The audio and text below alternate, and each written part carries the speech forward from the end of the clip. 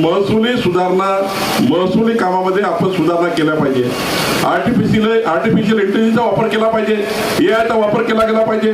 आज बघा, मी परवा तपासलं, मी जेव्हा मंत्री झालो तेव्हा बघितलं 1912-13 पासून, म्हणजे 2012-13 पासून 2012-13 24 पर्यंत 12 वर्षामध्ये 11,800 केसेस या महसूल मंत्र्यांच्या कार्यालयात आहे.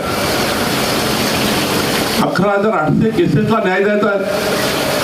मी रोज 100 सुनावण्या घेतल्या तरी त्या ठिकाणी न्याय मिळू शकत नाही. इतके मोठे प्रलंबित त्या ठिकाणी प्रकरण आहे. या प्रकरणाला जर न्याय द्यायचा असेल तर आर्टिफिशियल इंटेलिजन्सचा वापर केला पाहिजे. मी परवा एक प्रेझेंटेशन घेतलं. त्या प्रेझेंटेशन मध्ये सुनावणी करताना इकडलं मत काय, तिकडलं मत काय, दोन्ही मत जर एआयच्या सॉफ्टवेअर मध्ये टाकलं तर मेरिटवर काय निकाल निघू शकतो, तो निकाल सुद्धा आता एआयच्या माध्यमातून आपल्याला मिळू शकतं. आणि म्हणून एआयचा वापर हा सर्व महसुली खात्यामध्ये दिला गेला पाहिजे.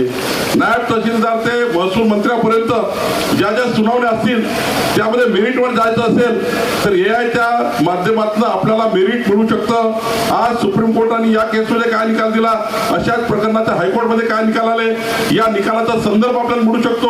आणि त्यामुळे माझी विनंती आहे विभागीय आयुक्तांना की आपल्या संपूर्ण महसूल खात्यामध्ये आता आर्टिफिशियल इंटेलिजन्स आलं पाहिजे आणि त्याकरता आपण आता पुढाकार घेतला पाहिजे, जेणेकरून मेरिटवर कोणतेही निर्णय त्या ठिकाणी झाले पाहिजे.